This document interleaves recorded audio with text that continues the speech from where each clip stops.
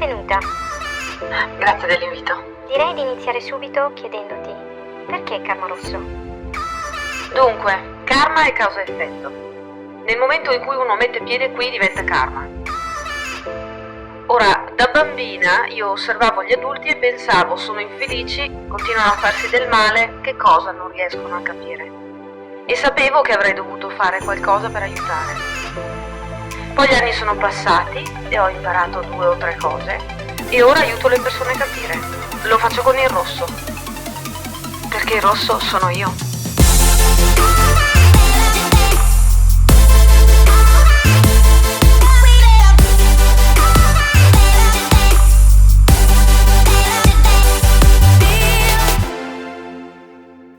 Benvenuti o bentornati amici, qui è Karma Rosso. Benvenuti, bentornati amici, qui è Karma Rosso. Andiamo a parlare di fallimento, che è una tematica che ultimamente attraverso i clienti con cui lavoro risalta molto e penso sia anche colpa dell'influenza che comunque gli astri esercitano su di noi. Allora, perché si parla di fallimento? Perché molto spesso il fallimento ha una connotazione negativa. Cioè è un qualcosa che è andato storto e che ci ha portato a un problema o una serie di problemi.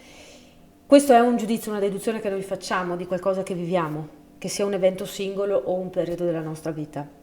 E porta ovviamente a delle conseguenze, cioè noi sulla chiave di quel tipo di esperienza andiamo poi a valutare tutto quello che è ciò che accade da lì in poi nella nostra vita. Lo facciamo senza rendercene conto, anche se l'evento è magari qualcosa di entità minore. Figuriamoci se non lo facciamo quando l'evento è di entità abbastanza importante.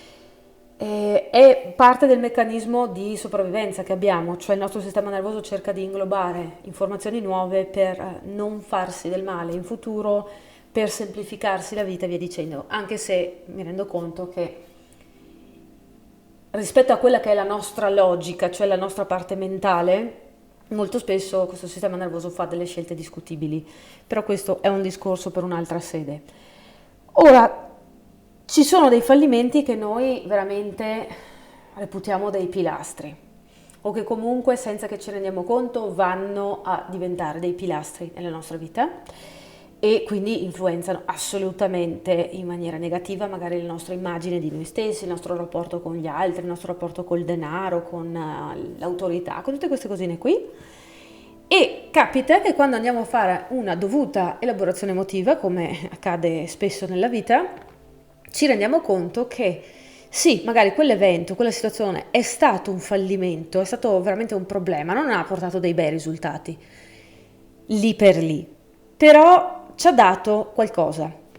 Io non sono di quelli che dicono ma sì, non so, ti è morto il cane, però guarda cosa ci hai guadagnato, perché comunque lascia il tempo che trova, il dolore è dolore e su quello non si discute. Però nella prospettiva, nella lungimiranza di quella che dovrebbe essere la nostra visione della vita, ci sono cose che non accadono di positivo a meno che non ci sia una sorta di preambolo di negatività che ci porta lì. E quindi io non sto qui a capire, a decidere, a indagare sul era meglio se andava verso strada X o se andava verso strada Y, oppure è stata la visione di Dio, degli angeli, di me stesso, era il mio piano di vita perché questo è accaduto, non me ne frega niente di quello. In questa lettura andiamo a vedere quelli che sono dei momenti che sono stati catalogati dentro di voi, rielaborati dentro di voi come un fallimento, che invece sono stati dei grandi successi perché in realtà erano o necessari o preparatori o comunque il trampolino per qualcosa invece di positivo. E lo faccio con un occhio di attenzione particolare al fatto che dentro al termine fallimento si percepisce molto forte la componente della colpa personale o della incapacità personale, quindi c'è la vergogna e magari c'è anche il senso di inutilità e tutte queste componenti che di sicuro non ci aiutano. È il momento di lasciarsi alle spalle molta negatività e quindi io con questa lettura cerco di aiutarvi nel farlo. Quindi vado a, dividere in 4 filoni maggiori probabilmente quelle che sono le situazioni con i fallimenti di chi mi ascolta. Sapete che potete tornare su questo tipo di letture quando volete, come volete, perché magari per lo stesso tipo di fallimento andate a fare più scelte adesso, più avanti, oppure tornate alla lettura su altri tipi di situazioni. E magari non sapete neanche che quello che state per andare a vedere lo avevate inserito dentro al vostro sistema di codici interiori come un fallimento. Però spero che in questa maniera riusciate a capire quanto complesso è questo concetto. Allora andiamo a vedere le rune. La prima runa, eccola qui. Mettiamo qui sopra. La seconda runa, eccola qui. Abbiamo poi la terza runa, sono già tutte belle pronte, nella posizione giusta. E poi abbiamo la quarta. Se serve mettete in pausa, io intanto vado a incominciare dalla numero 1. Ed eccoci quindi con l'opzione numero 1. Io ho queste carte che sono degli oracoli che ho selezionato come base per la rivelazione delle rune, le lascio lì da una parte e li vado a usare un po' come conferma della lettura che farò. Allora, andiamo a vedere il cosa, il come e il quando di questo fallimento, cosa l'ha generato, cosa è successo. Vediamo quelle che sono le informazioni utili, non divento troppo rigida nella lettura e vediamo in che modo soprattutto poi è stato in realtà un successo, no? Quindi un miglior fallimento. Allora,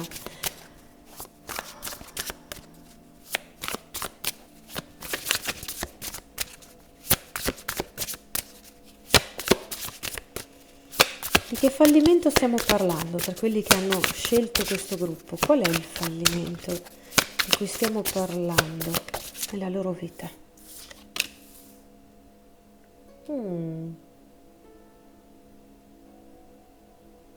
Ok, mettiamola qui a parte questa e cominciamo così.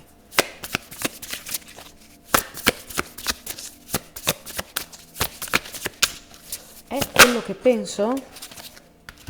Sì.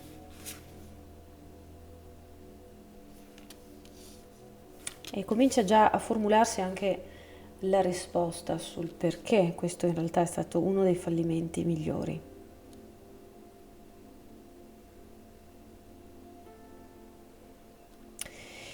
Dunque, ci deve essere stato uno scontro di idee o di interessi con qualcuno. E può essere che parliamo di un gruppo di amici, può essere che parliamo del gruppo familiare.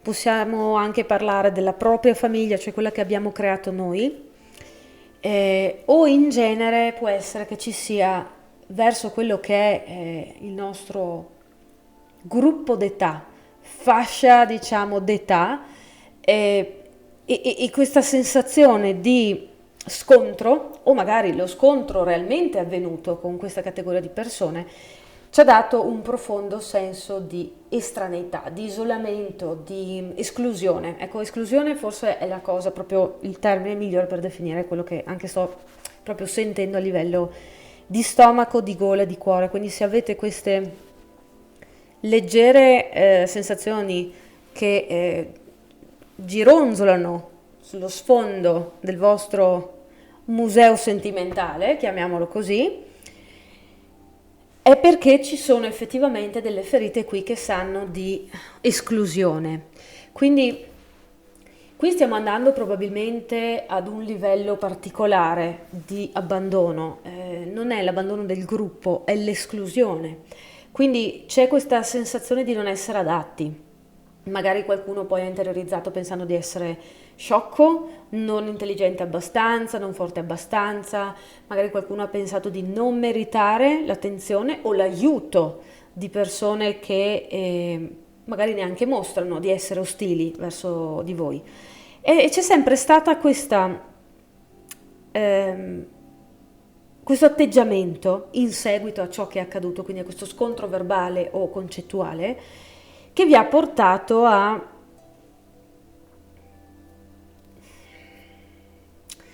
come posso dire,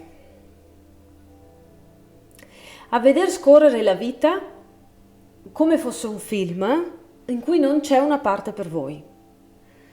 Magari vi piace anche guardare, però c'è molta amarezza, c'è proprio una melanconia. Vedo anche l'immagine di un treno che parte senza di voi. Forse per qualcuno è avvenuto veramente così, forse c'è stata proprio un'occasione o un treno in senso fisico che non avete preso, non avete saputo prendere o avete evitato di prendere. E in tutto questo avete incolpato voi stessi. Avete pensato che in qualche maniera deve essere colpa vostra. Allora, cominciamo dalle basi. Se è avvenuto quando eravate piccini, non ci potete fare nulla. Nel senso, si può guarire, ma era ovvio che interiorizzavate in questa maniera, perché non c'erano proprio i mezzi, neanche da un punto di vista fisico, per rielaborare in maniera completa ciò che è accaduto. Se questo è avvenuto in età adulta, io non vorrei che fosse una sorta di, come lo definiamo? Coda finale di una serie di traumi emotivi che si sono sicuramente sviluppati prima. Quindi abbiamo questa sensazione di fallimento che si identifica proprio con la vostra persona. Voi siete un fallimento, ok? C'è questa sensazione che sia impossibile che qualcosa che ha a che fare con voi vada a finire bene. Con questo non intendo dire che siete altamente pessimisti o che non ne fate una giusta, però ragazzi, il sentire interiore pesa quanto il sentire esteriore, cioè nel senso, quando si tratta della nostra vita non c'è veramente differenza tra un risultato positivo e uno negativo se interiormente stiamo vivendo male quella situazione. Per cui la situazione interiore pesa quanto quella esteriore quando si tratta di sentirsi senza risultato, senza un buon risultato. È un'illusione, ve lo dico già, non è vero che non siete in grado di fare nulla o che siete destinati ad essere esclusi o che vi siete meritati questa esclusione o che magari avreste dovuto stare zitti, nascondervi meglio, stare sullo sfondo, non esporvi troppo, non far vedere che avete una certa intelligenza o che avete una certa creatività, non darvi da fare quando avete avuto voglia di dar da fare, di aiutare qualcuno. Ci sono una serie di situazioni qui che vi hanno fatto vivere come foste molto più sicuri e fosse molto più appropriato per voi essere sottotono, giocare coperti, ok? Quindi in che maniera tutto questo in realtà è stata il vostro fallimento migliore, è stato in realtà qualcosa che vi ha giovato.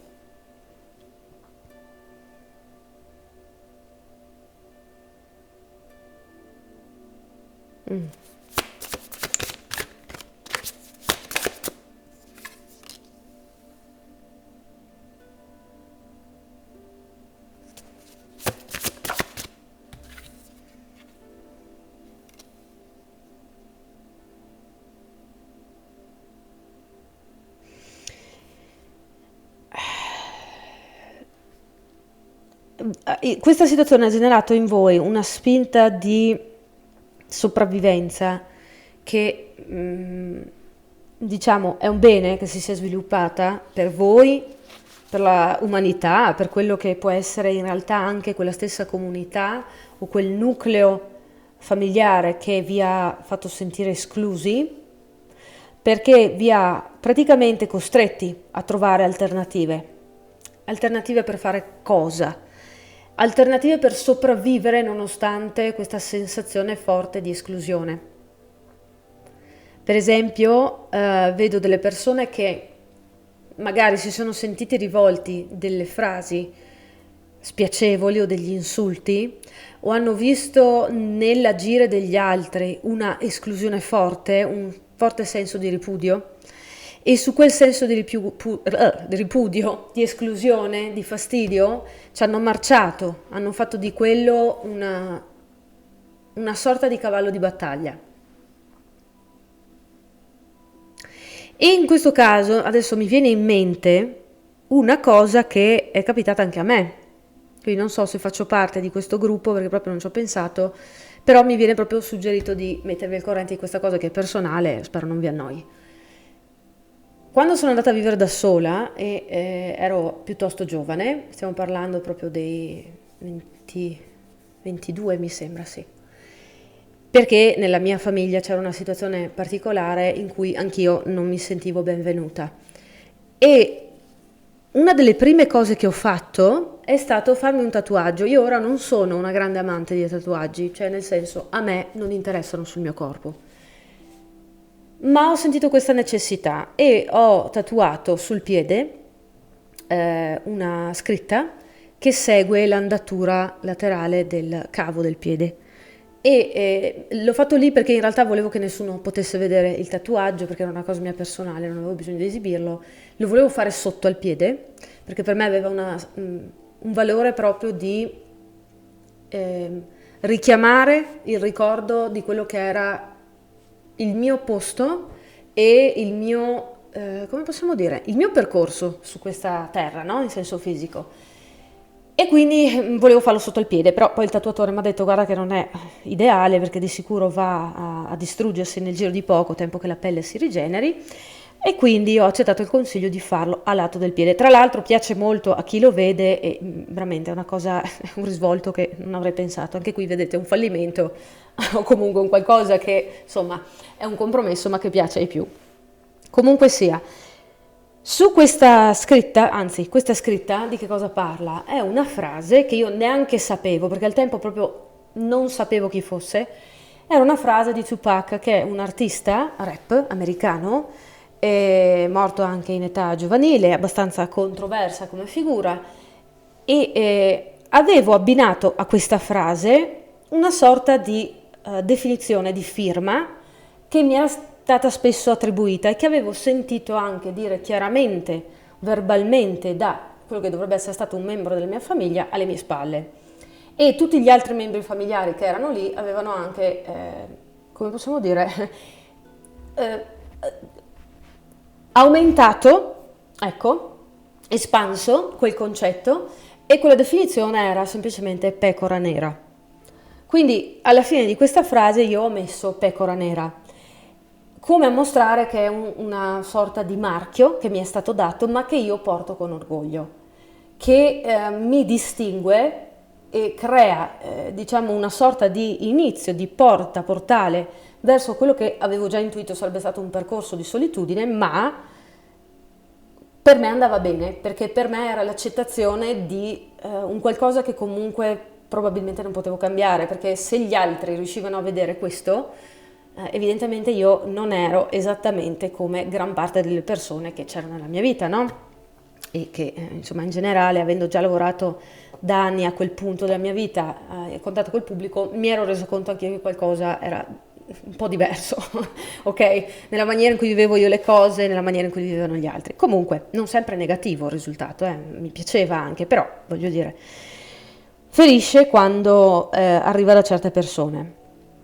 Tutto questo per dire che forse anche voi avete compiuto dei gesti o avete preso a fiore all'occhiello delle definizioni che vi sono state rivolte, degli atteggiamenti che vi sono stati rivolti, delle difficoltà che avete dovuto vostro malgrado portare avanti. E questo ha causato un grandissimo cambiamento nella vostra vita, ma credo, anche se le persone coinvolte magari non lo ammetteranno mai, ha creato un grande cambiamento anche nella vita di chi vi è stato attorno, vi sta attorno, ha avuto a che fare con voi per brevi o lunghi periodi, perciò possiamo capire come tutta questa situazione, anche se fortemente traumatica magari, ha in realtà portato a qualcosa di molto positivo. In particolare, perché possiamo dire che è stato il vostro miglior fallimento? Perché vi ha fatto diventare molto pratici, molto focalizzati sul risultato riguardo qualunque sia il percorso di vita che avete fatto. Quindi c'è stata una sorta di etica interiore che si è sviluppata qui, molto importante, che ha probabilmente rotto quelli che sono i circoli viziosi che si trovavano all'interno del gruppo da cui in primo luogo siete stati rifiutati. E questo ha permesso a voi di trovare la vostra voce, un passo alla volta ovviamente, non avviene tutto in 5 minuti, di trovare la vostra ispirazione, di attingere le vostre informazioni, le vostre risorse, le vostre vedute da altri luoghi, diciamo, concettuali o emotivi. Avete cominciato a sviluppare un senso di voi stessi come indipendente molto forte, molto costruito, che veramente ha senso e che con il tempo vi ha fatto vedere, se non ci siete ancora arrivati perché magari siete giovani, non avete avuto gli strumenti, non vi preoccupate, finché c'è vita c'è speranza, ma vi ha aiutato a liberarvi di quelli che erano i preconcetti che avevate poi in un certo momento accettato su di voi, cioè sono, come dicevo prima, non sono parte del gruppo, sono escluso perché faccio schifo, sono un problema, non funziono bene, che cosa ho io che non funziona mentre gli altri funziona tutto, qualunque sia la cosa che avete dedotto. E questo è uno dei più grandi successi che abbiate mai avuto, soprattutto considerando che è partito da quello che sembrava essere un insuccesso, un fallimento, no? Quindi direi è tutto guadagnato qui. Allora, ecco che svegliamo quello che era la carta che va a riassumere ciò che avete guadagnato. La regina malefica. Hai bisogno di zucchero, non di sale. E per me è da una parte una sorta di conferma che ciò che vi è capitato non è una bella cosa e non ve la meritavate. E che ora meritate assolutamente di godere di tutti i frutti che alla fine avete colto per voi stessi, non ve li ha portati nessuno questi frutti. E nel fare questo, nel sviluppare le vostre arti individuali, siete diventati delle regine, delle autorità in tale ambito. Non importa che voi siate famosi per qualcosa, ok? Ma sapete gestire al massimo quelle energie. Avete la mappa di come funziona o comunque siete dei professionisti, diciamo, che sanno come evolvere al passo con quella che è la diversa fase della vita in ogni situazione. E il richiamo alla regina malefica mi fa un po' ridere perché mi fa venire in mente come qualunque personaggio negativo abbia una storia e per quelli che ci tengono tanto a considerare loro stessi giusti e buoni e bravi c'è una forte incapacità di comprendere le logiche di chi diventa cattivo o di chi viene investito del ruolo di cattivo anche se non l'ha mai chiesto. Quindi penso che qui abbiamo proprio azzeccato, questa è una conferma di quello che ho letto, no, nella lettura, e mi fa anche, voglio dire, sorridere perché ho sempre avuto simpatia per i cattivi delle storie. Mi sono sempre chiesta ma cosa sarà successo? Sin da bambina, ok? Sempre. Quando per esempio facevo catechismo, da piccina per fare la comunione, mi ricordo ancora che la nostra catechista ci ha spiegato che facendo la comunione era strasicuro, probabilmente la sua maniera di spiegarcelo, che saremmo stati figli di Dio e quindi accolti in maniera totale. E io ho detto, ma perché se anche non fosse, qual è il problema? E già lì non sono stata molto simpatica. E poi, dopo poco, quando ci si avvicinava proprio alla cerimonia della comunione, ho chiesto alla catechista se potevo fare la chierichetta e la catechista mi ha detto sì, ma devi stare dietro o comunque sei quella di riserva. E io ho detto ah ok, come mai? Perché pensavo ce ne fossero altri magari, no? Al che avrei detto guarda lascia stare perché voglio esserci io, non voglio essere la riserva. E mi ha detto perché sei una femmina. E io non so da dove l'ho presa, non era un tentativo di ferirla, ma ho detto molto candidamente. Beh, deve essere così che si è sentito il diavolo quando gli hanno detto che non poteva fare quello che voleva. Mi viene da ridere perché se avessi una figlia che risponde così direi fantastico, è proprio mia figlia.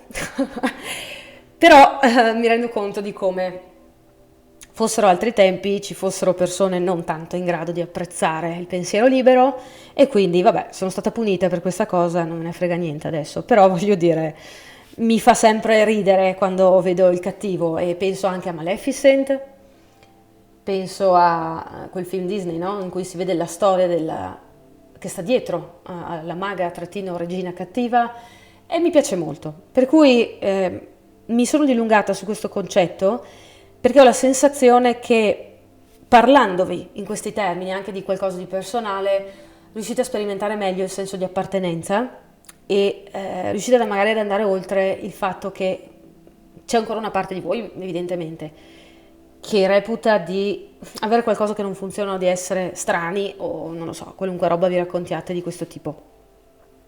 Siamo tutti unici, però voglio dire, alcune persone non possono far altro che dimenticare parti di loro stessi per stare con il gruppo. Noi non abbiamo accettato questo e va bene così, ok? Quindi vado a proseguire con la seconda lettura. Io intanto vi auguro il meglio e tanta buona guarigione. Alla prossima, ciao ciao. Lettura numero 2, mettiamo qui la runa e andiamo a vedere. Questa la teniamo da una parte, la usiamo come conferma poi su quello che sta capitando nella lettura. E ora cerchiamo di capire il perché, il per come di questo fallimento si siano formati. Cerchiamo di prendere le informazioni che sono utili. Sapete che io lascio la lettura fluire tranquillamente e poi andiamo a vedere in che modo in realtà è stato un successo, no? Quindi il miglior fallimento. Allora, chi ha scelto questa runa, questo gruppo? Che tipo di fallimento è stato il miglior fallimento della loro vita?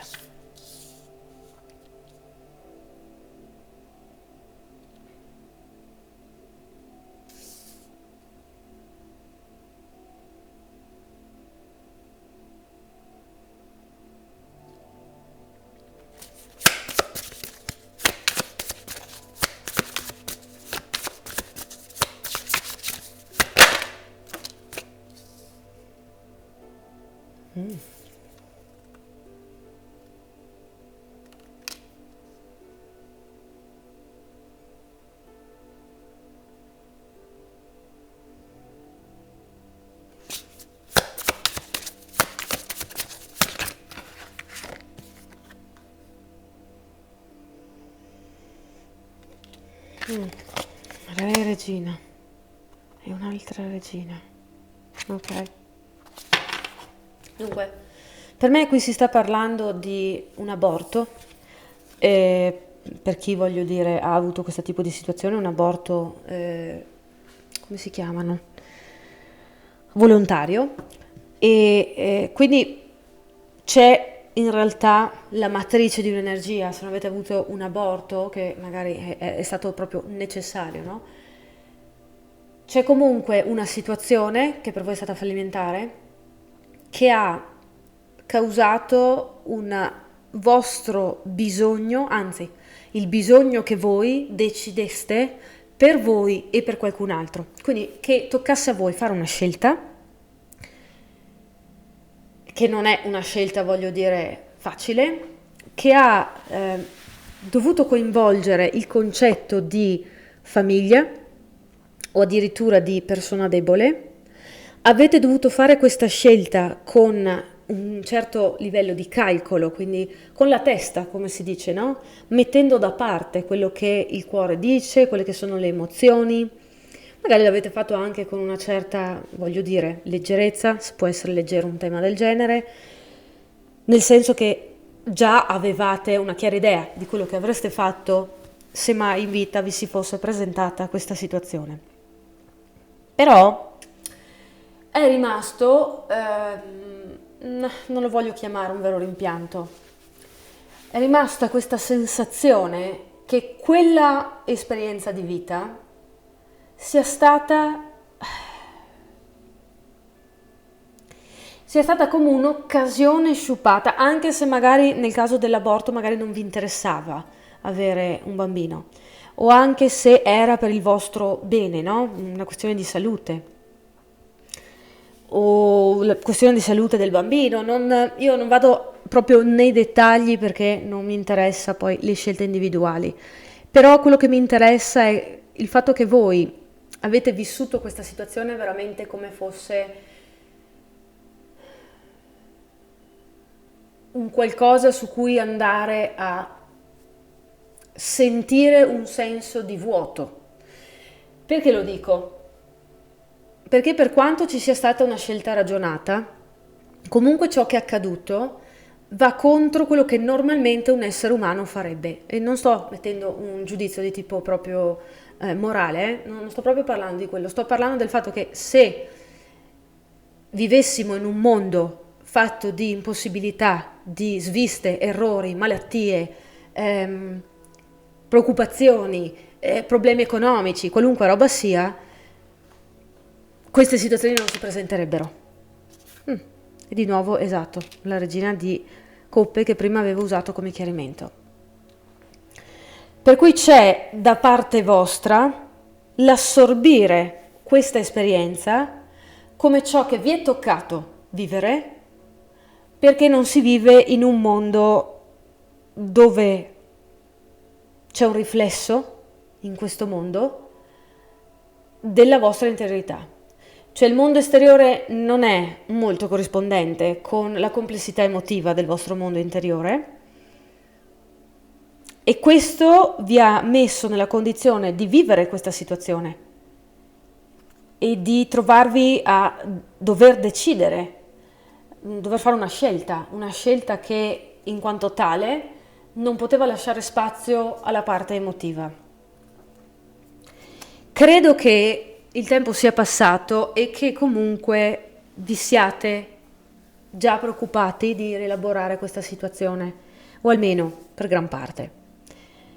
Per cui in realtà possiamo dire non ci sono in questo momento della vostra vita, in questa fase, grosse conseguenze di cui mi preoccuperei. Però se questa situazione vi ricapita in testa, c'è ancora un punto di domanda del tipo ma a che cacchio mi sarà servita una roba del genere? Oppure non me la potevo risparmiare? Oppure ma toccava proprio a me? Non è che me lo meritavo, ok? Quindi andiamo a vedere, elaboriamo questa situazione da una prospettiva più completa e vediamo in che modo questo è diventato un fallimento fantastico. Che maniera è questo? Giovato o è un fallimento fantastico?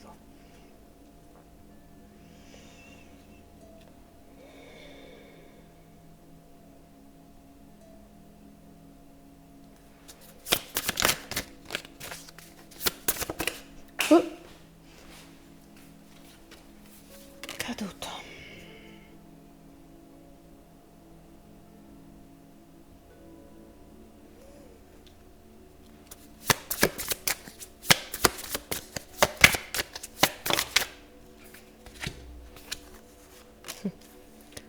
Regina di coppe che torna.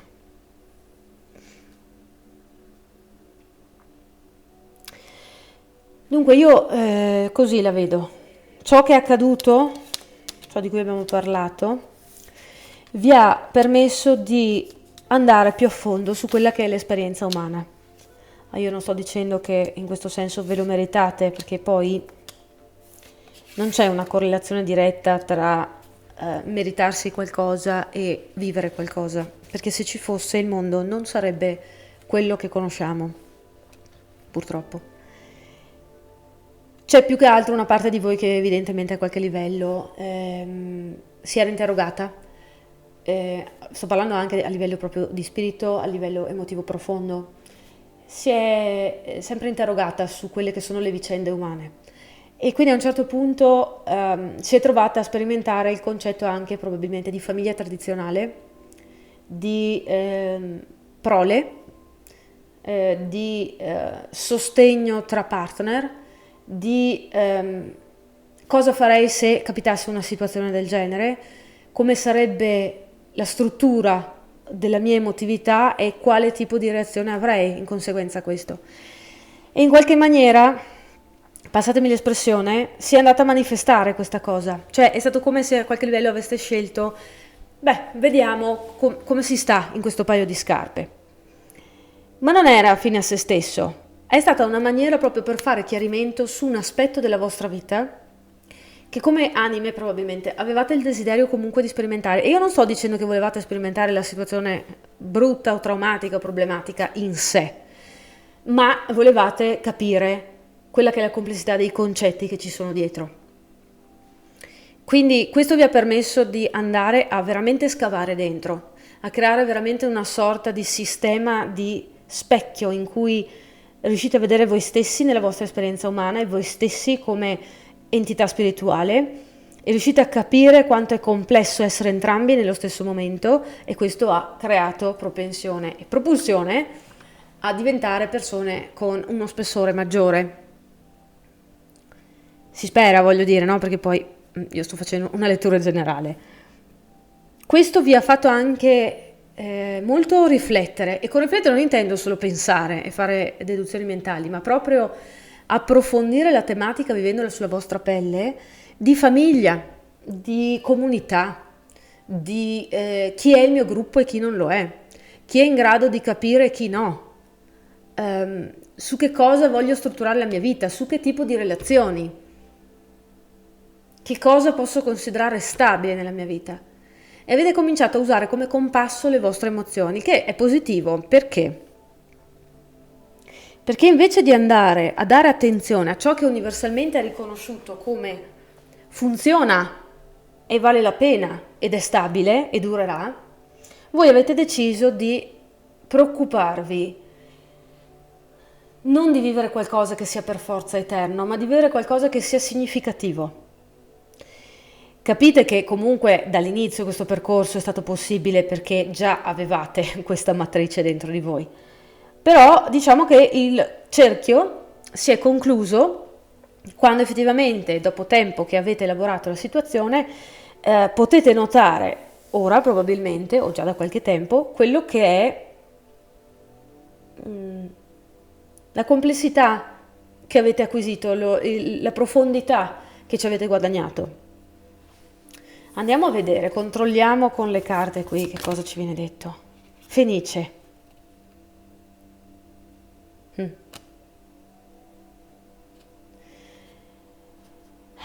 Allora, questa carta qui parla proprio di chi abbraccia l'aspetto più tenebroso dell'esistenza, accetta che ci debba essere un periodo di morte, diciamo, quindi di rimozione di tutto quello che viene considerato giusto e utile fino a quel momento, e si accetta poi di ricominciare con tutto un altro set di energie, di forze, di strumenti nella nostra saccoccia a disposizione.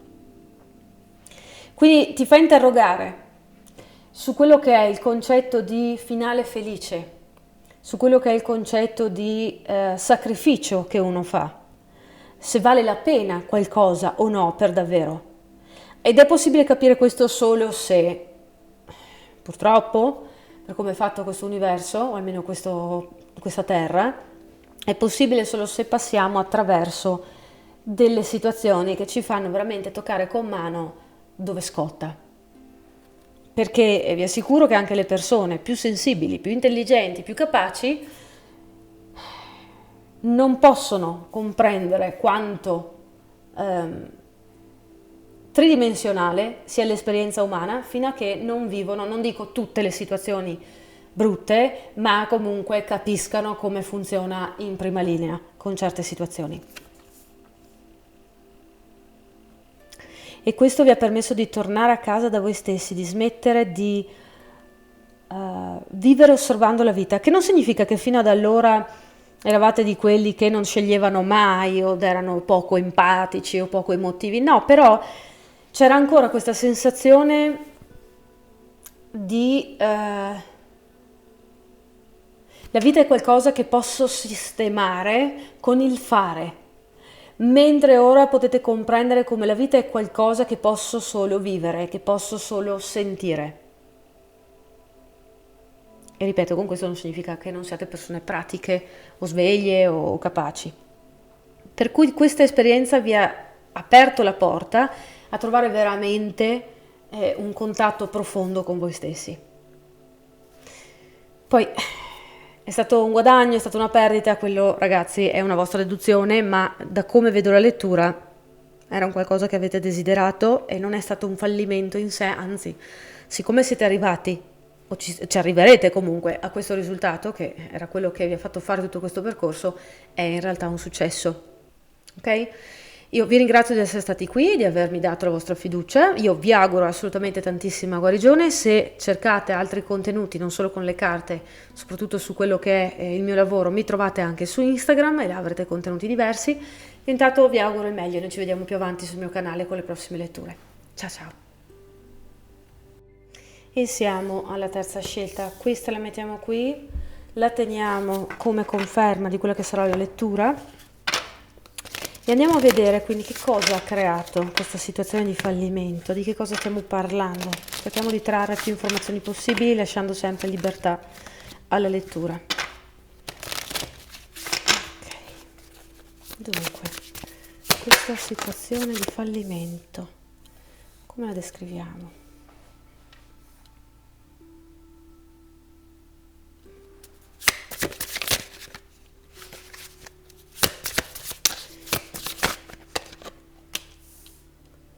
Perché viene vista come fallimento?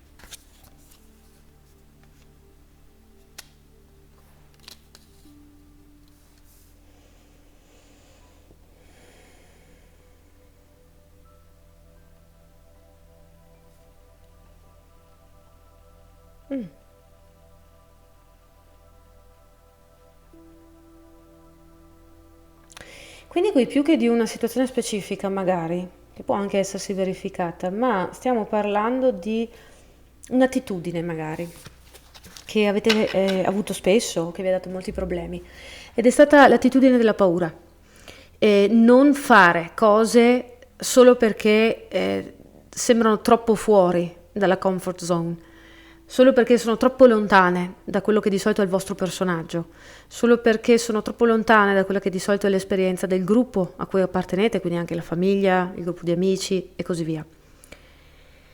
Avete lasciato passare o avete non colto nel momento giusto o nei vari momenti possibili delle buone occasioni perché la vostra prima reazione era difendersi da queste buone occasioni.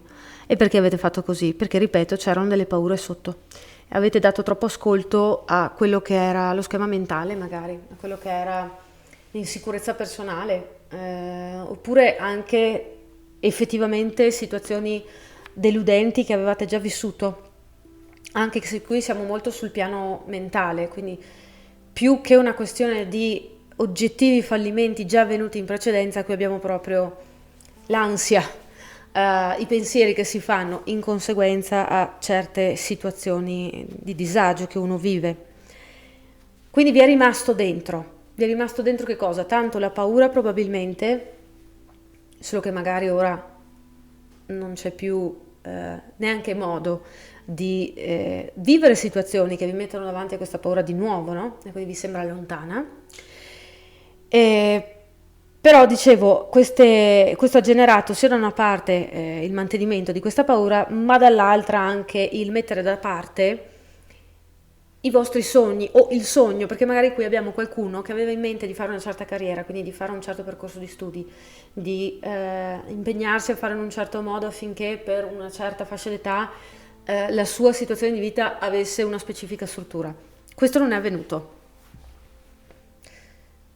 E probabilmente mi viene il dubbio che qui ci siano state più occasioni in cui sarebbe potuto avvenire, ma non avete colto l'occasione.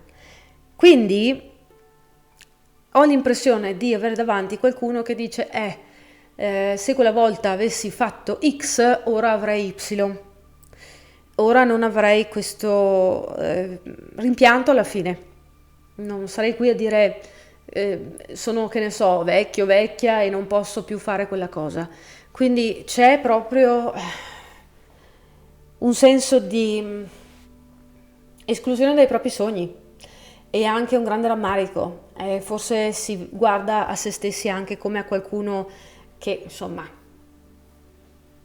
è un fallimento di per sé perché non ha gli attributi per fare certe cose. Perché quello che vedo è che c'è stato bisogno di mantenere a distanza le buone cose. Quindi non è che vedo che magari, non lo so, non c'erano i mezzi, Magari per qualcuno che sta ascoltando quello era il caso, non sto qui a giudicare in quel senso, sto facendo una lettura generale, per cui capite, prendete quello che vi serve. Però mi pare che per la maggior parte di quelli che stanno ascoltando c'è un problema proprio di timori, di ansie, di insicurezze interiori. E probabilmente queste insicurezze e queste ansie vengono anche da quello che è il tipo di vita che avete fatto fino ad allora. Magari non avete avuto genitori che sostenevano molto, magari avete avuto delle necessità di vita che vi dicevano socialmente non è accettabile fare questo tipo di scelta. Sì. Magari qualcuno aveva la responsabilità sulle spalle di qualcun altro, magari avevate, che ne so, la sorella, il fratello maggiore, o c'era la mamma, il papà ammalato, insomma, non importa. Di fatto questo grande sogno, questo grande desiderio di vita vi è passato accanto e rimane lì, un po' sul gozzo, anche adesso. Allora, in che modo questo in realtà non è un fallimento, ma è qualcosa che è molto utile?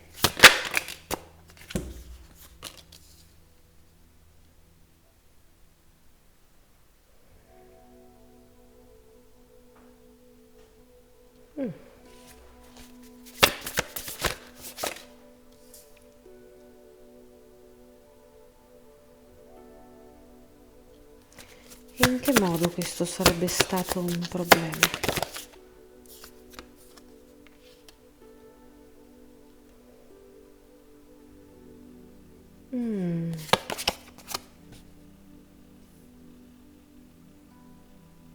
Ok. Allora, questa lettura credo che sia per mettervi il cuore in pace. Se anche voi aveste continuato ad andare invece nella direzione del vostro sogno e aveste colto tutte le occasioni per realizzarlo e aveste provato più di una volta, perché poi non è mica detto che i sogni si realizzeranno al primo colpo, purtroppo, no? Se anche ciò fosse avvenuto, comunque sarebbe andata a finire male, per una serie di ragioni. Allora, prima fra tutto bisogna dire, quel non cercare di inseguire il vostro sogno, non fare quella serie di mosse che vi avrebbero portato a realizzare un sogno in particolare o una vita da sogno, vi ha mantenuto in una situazione relativamente ovattata, cioè vi ha difeso da possibili problemi. Facciamo un esempio, magari qualcuno voleva essere una modella e per una serie di ragioni non ha mai fatto quel percorso o non ha mai insistito abbastanza da raggiungere i livelli che sperava o sapeva di poter raggiungere. Non farlo è stato un grande vantaggio, perché magari su quel percorso avreste potuto incontrare persone non tanto ben intenzionate, o magari avreste fatto delle scelte che comunque vi avrebbero molto allontanato da quello che era il desiderio originario che aveva generato in voi la necessità di inseguire questo sogno. Quindi mi si parla del fatto che vi siete risparmiati, ed ecco il secondo elemento, un grande quantitativo di lutto, di problemi, magari anche una vera e propria depressione. Perciò l'impressione è che la ruota del karma sia rimasta ferma, che la fortuna non vi abbia toccati, anzi, che vi abbia toccati ma voi non l'avete accettata, l'avete buttata via, l'avete deviata su qualcun altro, perché magari poi capita anche che noi abbiamo un sogno, non lo facciamo, il nostro amico il sogno se lo fa venire ascoltando noi e lui ce la fa. Però la realtà è che non sareste stati in grado probabilmente di raggiungere pienamente quello che era il desiderio originario, sareste rimasti delusi da questo e anche dal fatto che poi avevate probabilmente il problema dei danni. E mi viene da fare un esempio, qui mi si dice di usare il mio esempio, io avrei tanto voluto imparare a pilotare un aereo perché non volevo fare il pilota di linea e questa passione mi è rimasta, ho intenzione che se arrivo a un tot di guadagno personale voglio assolutamente togliermi il sassolino dalla scarpa di fare una patente di volo. Però qual è il punto? Io volevo guidare i caccia, a me non interessavano gli aerei di linea, ok? Pur aborrendo pesantemente tutto il concetto di guerra, ma anche qui abbiamo un altro capitolo di cui si potrebbe parlare forse un giorno. Mi sono resa conto con il tempo che ho fatto bene a non seguire quella strada, quasi quasi hanno fatto bene i miei ad ostacolarmi, anche se dall'inizio non ho mai detto io voglio guidare i caccia, me lo sono tenuta per me come cosa e ho sempre detto voglio imparare a volare, no? Quindi c'erano delle scuole apposta, bla bla bla. I miei genitori hanno detto di no per una serie di ragioni. e al tempo c'erano anche dei problemi perché, vabbè, non sto ad approfondire. Comunque, mi rendo conto che se io avessi inseguito quella strada, probabilmente sarei arrivata a guidare un caccia, chi lo sa, o magari avrei dovuto accettare dei compromessi, però in qualunque situazione non mi sarei vista felice, perché? Perché se guido un caccia vuol dire che devo ammazzare qualcuno. Non penso che riuscirei a sostenere le conseguenze sulla mia psiche e sulla mia emotività. Se guidassi un caccia dovrei far parte di quello che è un ordinamento militare, che benché io ami le regole e le strutture, aborrisco completamente il concetto di esercito di guerra, chiamatemi pure utopica e fanfarona, ma a me non piace quel concetto, quindi cerco di non averci a che fare. Perciò chi sa dirmi, sarei veramente arrivata a guidare un caccia, mi sarei fermata prima, magari perché, non lo so, entravo in un giro in cui mi perdevo emotivamente prima o in cui c'era molto nepotismo e quindi mi era impossibile arrivare dove volevo e mi facevo una depressione di quel tipo, non lo so. Però sicuramente non andava a finire proprio benissimo e me ne sono resa conto non tanto tempo fa, ok? Quindi questa mia idea si era manifestata ancora quando avevo 14-15 anni. Figuriamoci, mi sono riuscita a rielaborare questa cosa, anche se non mi ero mai resa conto che stavo lì a pensarci ogni giorno, voglio dire, ma questo tassello della mia vita ha avuto senso quando, possiamo dire tranquillamente, sì, 8 anni fa o poco più, per un percorso di vita ho conosciuto molti militari di varie etnie. Quindi, sì, mi è diventato molto chiaro cosa è successo in quel momento della mia vita, ok? Andiamo a vedere con questo tipo di conferma. La spada, fai il cambiamento.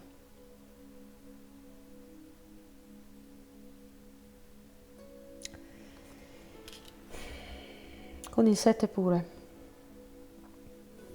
Dunque la mia forte sensazione è questa: se voi aveste fatto quel tipo di percorso per inseguire un sogno, ci sarebbe stato veramente un ammutinamento, un intorpidire della vostra natura.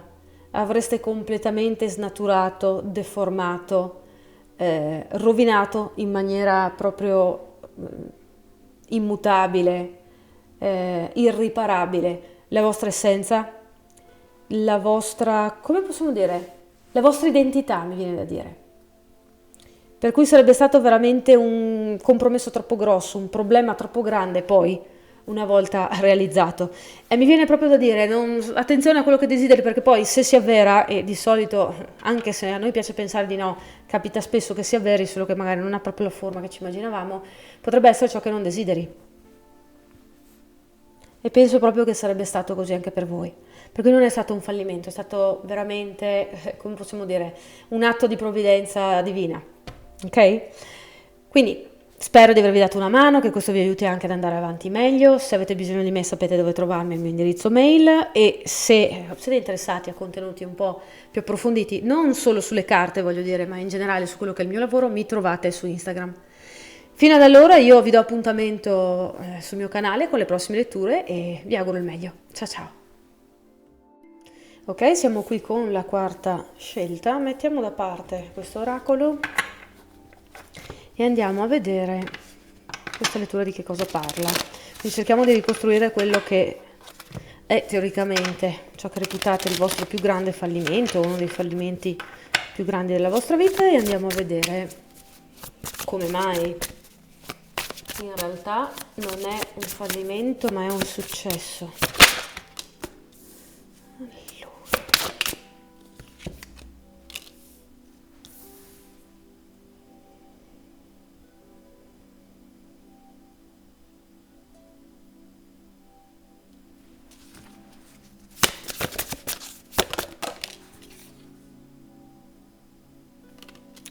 Ok, dunque qui stiamo parlando di persone che in qualche maniera hanno dovuto sacrificare quello che è una vita normale, quindi potrebbe essere la famiglia, potrebbe essere dei ritmi di vita normalmente riconosciuti come normali, o anche direi proprio tematiche di vita che generalmente non sono così popolari. Faccio un esempio, magari avete scelto di essere, che ne so, qualcuno che lavora nella ricerca, e ricerca medica intendo, e quindi passate molto tempo a fare un certo tipo di lavoro e non avete molto tempo per fare feste, per stare in famiglia. Mi viene in mente la Montalcini che parlava di questo, cioè lei ha sacrificato la sua vita, è felice di averlo fatto, è stata felice di averlo fatto, però comunque ha diciamo immolato a se stessa a una causa. Infatti c'è il forte bisogno qui di seguire quella che è la propria vocazione, quello che è la propria visione anche della vita in generale. C'è anche chi poi si trova a percepire che la famiglia, gli amici o i luoghi che conosce molto bene sin dalla propria nascita sono un qualcosa di lontano, sono un qualcosa che non sono più congruente con quello che è il percorso di vita che poi la persona ha scelto di fare, in questo caso voi. Per cui tutto questo è stato fatto, diciamo, ai fin di bene. Come dicevo con la Montalcini, c'era una visione, no? C'era il bisogno di, quindi può essere veramente che sia una carriera fine a se stessa o il benessere economico o il principio tipo voglio salvare tutti i bambini in Africa o voglio essere chi scopre la cura al cancro. Ecco, non è tanto rilevante cosa per voi è veramente importante in questa lettura. Quello che è rilevante è che non tutte le scelte fatte su questo percorso sono fatte a cuor leggero. Non tutto viene facile, non tutto viene spontaneo, cioè quando mi trovo ad esempio a non poter partecipare alla festa in famiglia di Natale, per me non è un problema, comunque lo soffro. Okay? Può essere anche che in generale abbiate la classica vita di chi fa il commesso o il barista o lavora nella ristorazione e si trova a vivere dei ritmi di vita non comuni, cioè non ha la capacità di stare a casa durante le feste, non ha la capacità di fare le vacanze quando le fanno tutti d'estate, per esempio. Ecco, qualunque sia la situazione, c'è una sorta di equilibrio interiore che avete dovuto assumere che vi permette poi di arrivare dove volete arrivare, o almeno di provarci, perché dipende anche qui in che fase della vita siete, quanti anni avete, quanto siete lontani o vicini all'inizio e alla fine del percorso di cui sto parlando.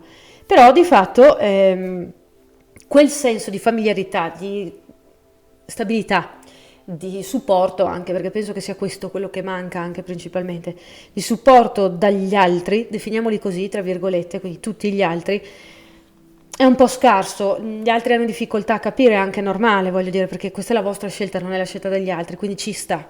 Per cui per voi questo in che maniera è un fallimento?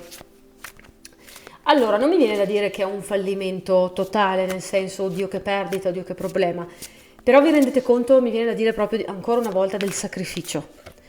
E il sacrificio è comunque una dimensione che non ci fa vivere qualcosa.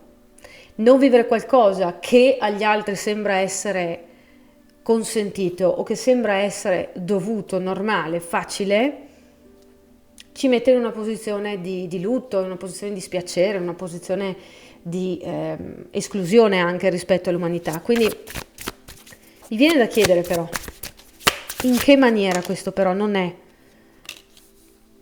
un fallimento, ma è qualcosa di assolutamente positivo.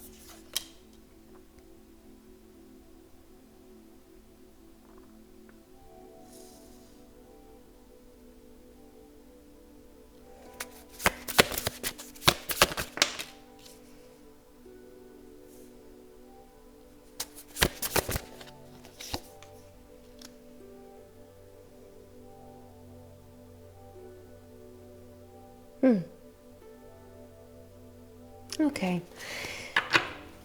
Dunque, la lettura precedente che ho fatto, che non ha questa tematica, mi mostrava come in realtà non stavamo guardando un fallimento, ma un successo, perché se la persona avesse inseguito i propri sogni, si sarebbe trovato comunque alla fine a un vicolo cieco. Cioè, o ci sarebbero stati dei problemi come conseguenza, non avrebbe comunque raggiunto la propria felicità. Qui c'è una sorta di situazione speculare, ma un po' più complessa. Perché? Perché qui mi viene detto che in realtà aver impostato la tua vita in questo modo, cioè mi va bene sacrificare degli aspetti della mia vita perché comunque voglio provare fino in fondo a raggiungere i miei obiettivi, è qualcosa che ti dà immensa felicità.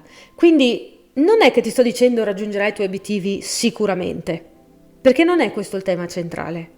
E poi, volendo essere realistici, magari bastasse essere molto intenzionati a raggiungere qualcosa per raggiungerlo effettivamente, no?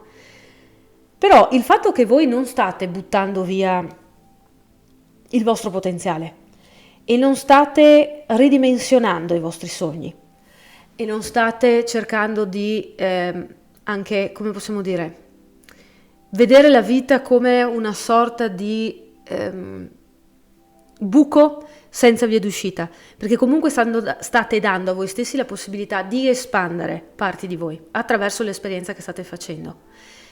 Questo è effettivamente, diciamo, ciò che vi potrebbe far morire con un sorriso sul volto, perché questo vi permette di avere un rapporto alla pari con voi stessi, non di avere parti di voi frammentate, parti di voi che vi giocano contro, parti di voi che vi odiano o vi fanno arrivare al giorno della fine della vostra vita con dei risentimenti forti per quello che è stato il vostro percorso, con dei risentimenti quindi verso la vostra capacità di gestire quelli che sono stati gli spazi della vostra vita.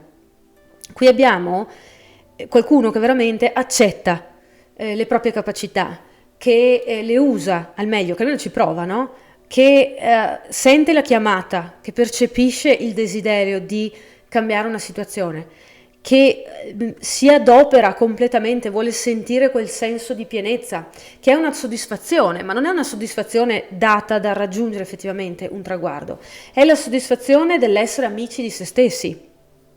Quindi per qualunque stradina anche secondaria vi porti questo percorso, sappiate che in realtà in questo senso arrivate sempre all'obiettivo, ce la farete, perché l'obiettivo vostro non è solo il successo riconosciuto dall'esterno, dalla comunità per esempio, no? O dalla famiglia, o anche da voi stessi come effettivamente un oggetto che si manifesta, una situazione che si manifesta, ma il successo qui è proprio la comunione con voi stessi.